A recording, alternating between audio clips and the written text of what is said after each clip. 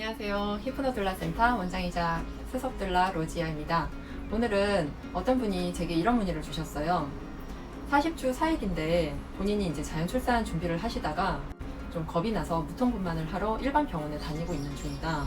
그런데 선생님, 제가 40주 4일이 됐는데 병원에선 지금 유도분만을 하자고 한다. 어떻게 하면 좋을까요? 이렇게 하셨더라고요. 여러분, 우리가 임신했을 때 안 좋은 음식을 안 먹고 또 뭐 충격적인 영상이나 이런 걸 안 보려고 하는데 그 이유가 뭔가요?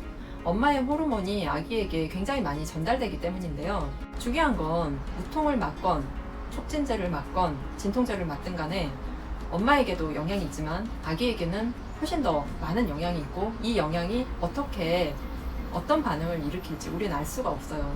그러면 가장 안전한 출산이란 무통 맞지 않고 촉진제 맞지 않고 그냥 자연스럽게 출산하는 거예요. 무통이 왜 나쁜가요? 무통이 왜 아기에게 안 좋은가요? 라고 물으시는 분들도 있는데 그건 너무나 당연한 거예요. 출산이라는 게 이렇게 1cm에서 3cm 열릴 때까지는 어느 정도 시간이 많이 걸리기도 하고, 가진통이라고 해서 연습 진통처럼 오기도 하죠. 인진통이 왔을 때 어떤가요? 우리는 그 진통을 어떻게 내가 다스리고 통제하고 흘려보낼 수 있는지 충분히 연습이 가능한 시간이 있었어요. 그런데 이 시기에 3cm가 열렸을 때 무통을 맞아버리면 우리는 진통을 학습할 시간이 없고, 그리고 그 진통을 어떻게 호흡으로 잘 넘길지 거기에 대한 자신감 역시 떨어지죠. 그래서 이렇게 쭉 아프다가 뚝 끊기는 거예요. 그러면 이제 가만히 안 아프겠죠. 엄마는 하나도 안 아파요. 아기는 어때요? 계속 아파요. 자궁수축이 있으니까. 그러면 쭉 가다가 뚝 끊겼어요. 그 다음에 다시 어떻게 해요? 이렇게 아픈 거예요. 그러니까 우린 서서히 아프기 시작한 게 아니라 이렇게 가다가 무통 맞고 뚝 끊기고 이렇게 아프니까 또 무통을 놔주세요 라는 얘기가 절로 나와요. 자, 아까 그 40주 4일 된 이분이 결국 그래서 자연출산 전문병원에 가셨는데요. 일반적으로 병원분만을 하는 의사들은 이렇게 생각해요. 예정일까지 아기가 안 나오면 본인이 할 일을 다 하지 못했다 생각을 해요. 예정일은 40주가 시작되는 첫날일 뿐 출산이 예정돼 있거나 그날 꼭 아기를 낳아야 되는 날이 아니에요. 전혀. 그리고 38주에서 42주 사이에 아기를 낳는 게 우리가 주수를 다 채우고 조산이 아닌 만삭이라고 보고 있어요. 그런데 일반 병원에서 어때요? 아기가 크다고 38주에 유도하죠. 또 39주에 유도하죠. 안 되면 제왕 가죠. 이건 너무나 자연스러운 수순이에요.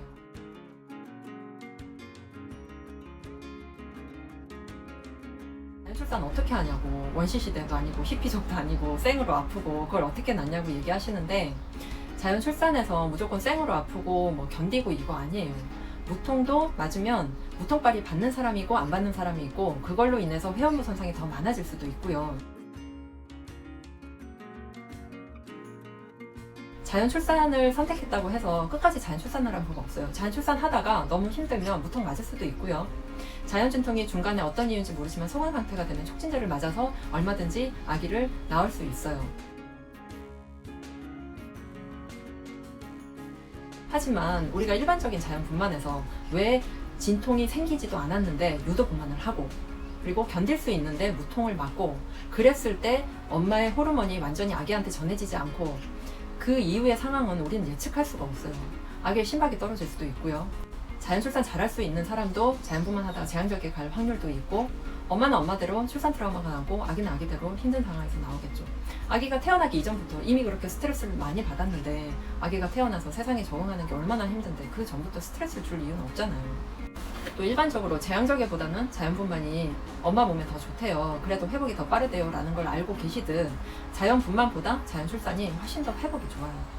저는 두 아이 모두 자연출산으로 나왔고, 제가 같이 출산했던 산모들 모두 며칠 이내에 다 회복이 가능했어요. 물론 여기서 며칠 이내는 그중에서 회원부 손상이 있었던 분들은 뭐 3, 4일이면 괜찮아졌고요. 그리고 회원부 손상은 자연 출산을 했건 뭐 절개를 했건 자연분만을 했건 이거랑은 또 별개예요.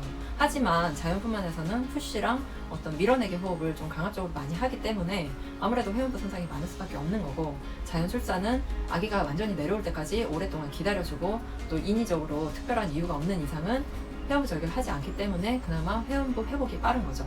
이 차이점을 모르시고 단순히 자연분만은 내가 무통 천국을 맛볼 수 있는 것, 그리고 자연 출산은 내가 생으로 뭔가 버텨야 되는 것, 이렇게만 생각하시지만 자연 출산을 한다라고 말씀을 하시면 일반 병원에서도 그 병원 의료진들이 이 산모를 대하는 태도가 달라져요. 좀 더 부드럽고 젠틀하게 정서적인 지지도 해주고 잘 하실 수 있다고, 잘 하고 있다고 이렇게 격려도 해주고 많이 기다려주죠. 하지만 일반적인 병원 분만 방식은 병원 시스템만의 어떤 룰이 있어요. 18주가 됐는데 아기가 많이 안 내려왔거나 뭔가 산모가 초조해하거나 하면 유도를 바로 시작을 하죠.